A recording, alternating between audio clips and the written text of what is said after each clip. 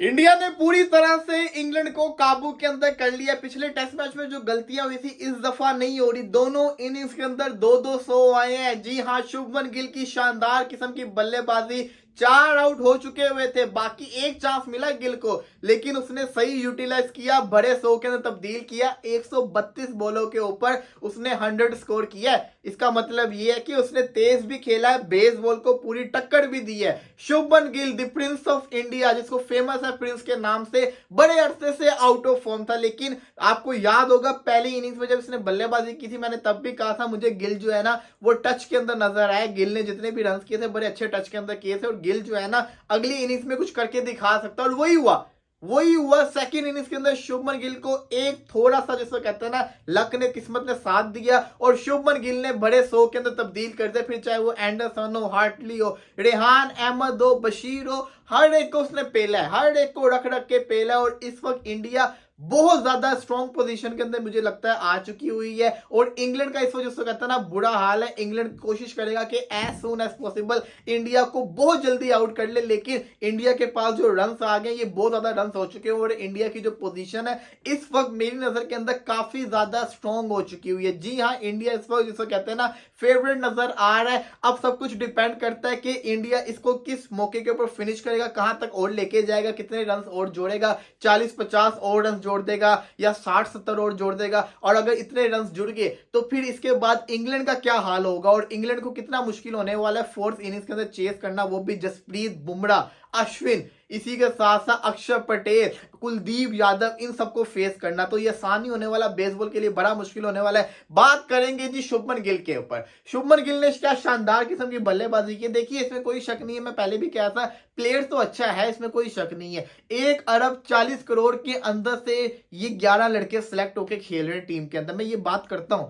मैं इसलिए करता हूं क्योंकि इनमें कोई ना कोई तो खासियत है ना, जो 1 अरब 40 करोड़ के अंदर से ये चूज किए गए हैं। मैं अभी भी कहता हूं श्रेयस अय्यर भी अच्छा खिलाड़ी होगा, लेकिन उसका भी जिसको कहता है ना टेम्परामेंट बड़ा छोटा है, वो हिट करने के चक्कर में आउट होता है। भाई तू अपने आपको प्रॉपर टाइम दे ले। आज भी उसने खच मारी श्रेयस अय्यर ने। इसी के साथ साथ रोहित शर्मा को तो मैं क्या ही बोलूं ना, रोहित शर्मा की तो किलियां ही उड़ती है। और एंडरसन एंडरसन को तो सल्यूट है भाई, जितनी उनकी एज होगी हुई है, जितना उनको एक्सपीरियंस है, इतने बड़े बल्लेबाज को, रोहित शर्मा जैसे एक्सपीरियंस बल्लेबाज की किलियां उड़ाना कोई आसान चीज नहीं है। और एंडरसन ने क्या बॉल फेंका था, उसके बाद जायसवाल को भी आउट किया, फिर आपके रेहान अहमद और हार्टली ने विकेट निकाल ली। तो इंग्लैंड जो थी वो काफी अच्छी नजर आ रही थी। देखा जाए तो रजत पाटीदार आज भी कुछ नहीं कर पाए, हालांकि मैं समझता हूं कि इसको आगे और चांस मिलना चाहिए, आगे जाके और परफॉर्मेंस करके दिखा सकता है। बट हीरो थे शुभमन गिल का साथ दिया अक्षर पटेल ने। अक्षर पटेल ने बड़े यूजफुल रन किए हैं, जो कहते हैं ना, मैं समझता हूं शुभमन गिल के सपोर्ट भी किया, उसको ऊपर से प्रेशर रिलीज किया है। अक्षर पटेल की आपको पता है आदत का, वो जिसको कहते हैं ना रुकता नहीं है, वो मारता रहता है। लेकिन शुभमन गिल की खासियत ये थी, शुभमन गिल ने जो 100 मारा ना, शुभमन गिल ने वो वाला 100 नहीं मारा 200 बॉलों के ऊपर 100 वाला, वो वाला 100 नहीं मारा 180 बॉलों के ऊपर 100 वाला। शुभमन गिल ने 100 मारा है, 132 बॉलों के ऊपर 100 मारा है। इसको जरूर माइंड के अंदर रखे, तेज खेला है। आप ये देखें कि अब इंटरनेशनल टेस्ट क्रिकेट जो है ना वो कहां पे जा रही है। अब जो 100 आ रहे हैं वो तेज आ रहे हैं। जायसवाल का जो 200 था वो भी इस तरह का ही था, जायसवाल ने भी ज्यादा बॉल्स नहीं लिए थे। ये बड़ी यूजफुल चीज होती है, ये बड़ी इंपॉर्टेंट चीज होती है कि आपका स्ट्राइक रेट बड़ा मायने रखता है। और अगर आपका टेस्ट के अंदर स्ट्राइक रेट जो है वो 70+ का, इसका मतलब ये है कि आप अपनी टीम का भी फायदा कर रहे हो, आप सामने वाली टीम पे प्रेशर भी डाल रहे हो, और इससे आपकी टीम के ऊपर कॉन्फिडेंस लेवल भी इंक्रीज होगा और आपके ऊपर से प्रेशर कम होगा, क्योंकि रन आते जा रहे हैं ना। और गिल ने छक्के भी मारे, गिल ने चौके भी मारे, और गिल वापस से जो पिछले 1 साल पहले जो उसने फरवरी के अंदर इनिंग्स खेली थी ना, न्यूजीलैंड हो गया, लंका हो गया, उनके खिलाफ जो परफॉर्मेंस करके दिखा रहा था, वो वाला शुभमन गिल मुझे दोबारा से आज नजर आया है। और फरवरी शुरू हो चुका हुआ है, तो इसका मतलब है कि शुभमन गिल को ये फैब का मंथ बड़ा पसंद है। इसका मतलब ये है कि आने वाले आईपीएल के अंदर भी ये दोबारा से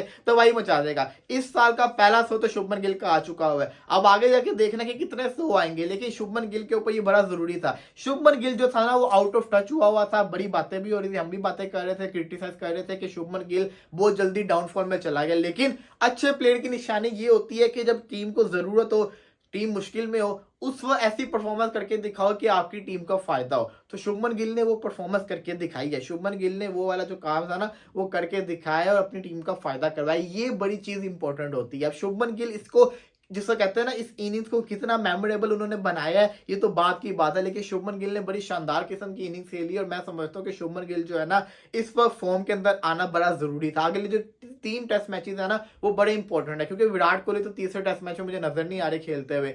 जडेजा भी रूल आउट हो चुके हैं, वो भी पूरी टेस्ट सीरीज मुझे खेलते नजर नहीं आ रहे। केएल राहुल शायद दोबारा वापस आ जाए, तो शुभमन गिल का फॉर्म के अंदर रहना बड़ा जरूरी है इंडिया के पॉइंट ऑफ व्यू से। आई डोंट नो ये वाला मैच इंडिया जीतेगा या इंग्लैंड जीतेगा, क्योंकि इंग्लैंड कुछ भी कर सकता है और किसी को कुछ नहीं पता इंग्लैंड क्या क्रिकेट खेल जाए, कुछ भी हो सकता है। लेकिन फिलहाल के लिहाज से जो इंडिया की परफॉर्मेंस रही है, ट्रूली डोमिनेटिंग रही है। इंडिया के बल्लेबाजों ने दोनों इनिंग्स में रन किया है। होता यह था कि इंडिया के बल्लेबाज एक इनिंग्स में रन करते थे, एक इनिंग्स में मुश्किल करते होती थी, इनको कोलैप्स कर जाते थे। लेकिन इस मैच के अंदर दोनों इनिंग्स के अंदर रन आए, तो इसका मतलब यह है कि इंडिया इस मैच को जीत सकता है। क्योंकि अगर एक टीम 200 मारे, उनका एक प्लेयर 200 मारे, एक प्लेयर सेंचुरी मारे और एक बॉलर 6 विकेट्स ले एक इनिंग्स के अंदर, तो उस टीम को डिजर्व करता है जीतना। ये टीम जीत भी जाएगी। मुझे लगता है कि ना इंडिया ये वाला जो टेस्ट मैच है ना, ये जीत जाएगी। जो मैंने सोचा हुआ था कि इंडिया बड़ा मैसिव कमबैक मारेगा, बड़ी जल्दी इंग्लैंड को हराएगा, वो नहीं हुआ। ये जो टेस्ट मैच है चौथे दिन में भी चला जाएगा, तो चौथे दिन में भी जाएगा ये वाला मैच। बड़ी बात होगी। इंग्लैंड जिसको कहते हैं ना, टेस्ट क्रिकेट को इंडिया के अंदर चौथे दिन में लेके जा रहा है, ये बड़ा जिसको कहते हैं ना इंग्लैंड के लिए, इंग्लैंड के पॉइंट ऑफ व्यू से, दूसरों के पॉइंट ऑफ व्यू से बड़ी अच्छा साइन होगा। क्योंकि इंडिया के अंदर जो टेस्ट मैच होता है वो तीसरे दिन तक ही रहते होते हैं, तो चौथे दिन के अंदर जाना बड़ी बड़ी बात होती है। लेकिन फिर भी मैं समझता हूं कि इस वक्त इंडिया की पोजीशन बेइंतहा स्ट्रॉन्ग है। और बेसबॉल का जो रियल इम्तिहान है ना, जो रियल टेस्ट है, वो अब शुरू होगा जब इनको ये टारगेट चेस करना पड़ेगा। अब भी और रन्स जुड़ेंगे, अब भी और रन्स आएंगे, और जब वो और रन्स लगेंगे तो लग पता जाएगा बेन स्टोक्स क्या हो गया, जो रूट क्या हो गया, इनकी शक्लें बन के रह जाएंगी। तो ये देखना बड़ा जरूरी होगा, बशर्ते यहाँ पे इंडिया कितने और रन्स जोड़ता है। फिलहाल के लिहाज से तो इंडिया काफी स्ट्रॉन्ग है। मुबारकबाद हो गिल के फैंस को, शानदार किस्म की उसने सेंचुरी मारी है। और सबसे मजे की जो इसकी सिग्नेचर शॉट्स होती हैं, जो ये खेलता है, क्या खूब खेलता है, तो दिल तो करता है इसको देखने का। देखिए जब भी है ना, ये बेसिकली प्लेयर है कलाइयों का। जब ये खेलता है तो ये बहुत प्यारा खेलता है, जब ये खेलता है ये बहुत प्यारा खेलता है। और जब ये आउट होता है तो बड़ा गुस्सा भी इसके ऊपर आता है, क्योंकि ये प्लेयर आउट होना नहीं चाहिए, क्योंकि इसकी टेक्निक अच्छी है। लेकिन जब ये खेलता है तो सच्ची में मजा आता है, क्योंकि इसके पास शॉट्स बड़ी प्यारी हैं और बड़े प्यारे प्यारे चौके मारता है। फिर जब छक्का भी मारता है तो बहुत प्यारा मारता है। तो ये गिल की खासियत है, जहां पे उसकी खासियत है वहां पे हम उसकी तारीफ करेंगे। तो लेट्स सी, देखते हैं कि आगे जाके कितने होंगे। थोड़ी देर के अंदर दोबारा से खेल शुरू होने लगे। अब देखते हैं कि यहाँ से स्ट्रेस मैच का रुख किधर जाता है। अभी तो 2 सेशन पूरे के पूरे, पहला सेशन तो आप कह सकते हैं कि इंग्लैंड के नाम हो गया था, 4 उन्होंने विकेट ले लिए थे। लेकिन ये वाला जो सेशन है ना, ये पूरा का पूरा इंडिया के नाम हुआ। अब ये आखिरी सेशन जो है ना, ये किसके नाम होगा, लेट्स सी, देखते हैं अब क्या होगा।